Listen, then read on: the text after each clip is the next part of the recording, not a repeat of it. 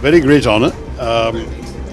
As a citizen being called upon to serve the nation at a time of crisis, for me it is an honor that I've been asked to lead the delegation, and I look forward very much to playing my part. In my mind is nothing to do with politics and everything to do with our country's national interests. And national interests, to my mind, are always above everything else. Party is completely entitled to its opinion.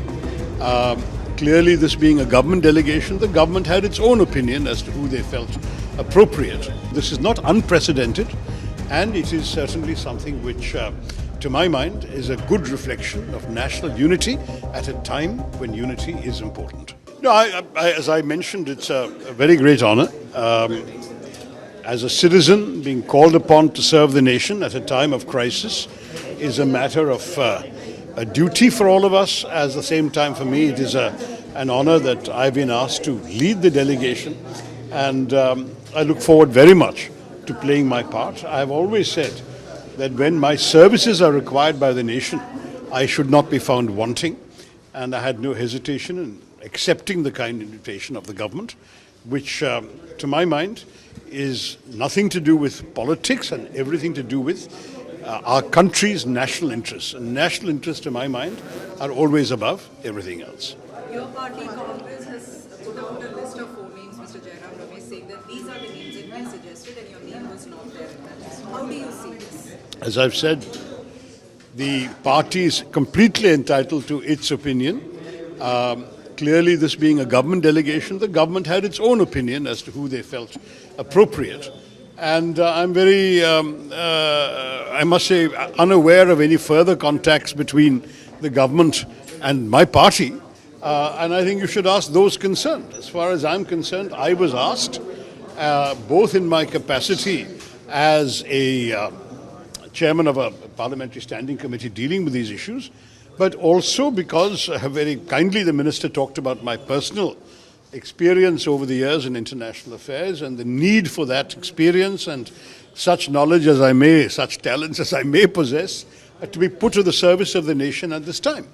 And I found that an absolutely essential, what can I say, answer to give, that certainly when the nation needs my services, I am available, and I'm available for my country. To my mind, this has nothing to do with party politics. It's all to do with what our country has been through in recent times and the need for us to present a united front. As I recall, and I may be wrong because I was neither in India nor in Indian politics at that time, a similar set of delegations were sent by Prime Minister Manmohan Singh to various regions of the world after the 2008 terror attacks. So this is not unprecedented. And it is certainly something which, to my mind, is a good reflection of national unity at a time when unity is important.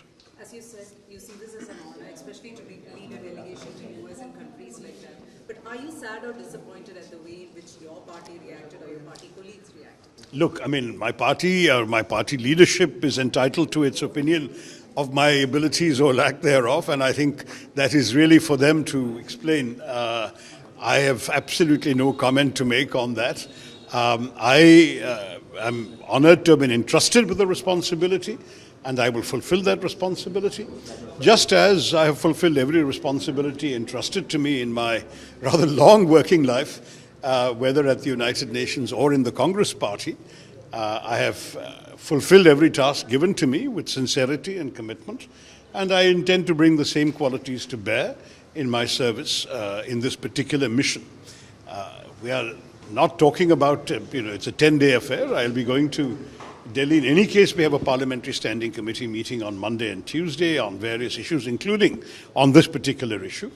I'm assuming that I will get further details of the mission after going there, and we expect, I'm sure the delegation will get briefings from the Ministry of External Affairs, and we will proceed on that basis. I mean, I think that right now the focus is on a job of work that needs to be done for the country, and I'm truly honored to have been asked, and I will give my very best, as I always try to do. Have you informed the party when you received this invitation? What was the response? Yes, indeed. No, I certainly informed them of the first call I got, which was 2 days ago.